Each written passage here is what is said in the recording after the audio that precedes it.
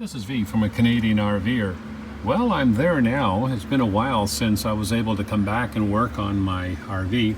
But now you can see that there's the two power units that control the black and the gray. I've got them mounted. They're all plugged in and connected. I've also fed the harness all the way around here.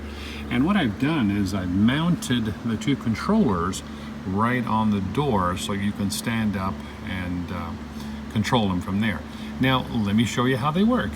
All we're going to do is, this is the one that is feeding the 3-inch black tank on the valve, and here is the controller. We're just going to actually push it and hold it, and you can see where it releases the valve.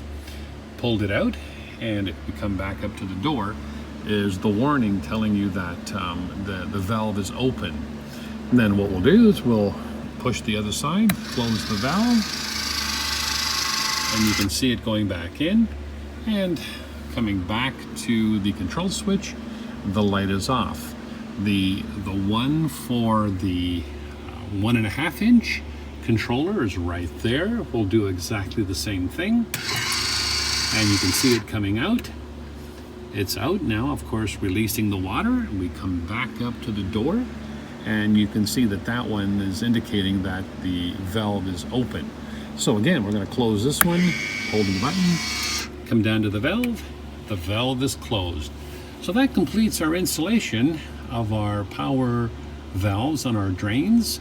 And this is V from a Canadian RVer. Thanks for watching.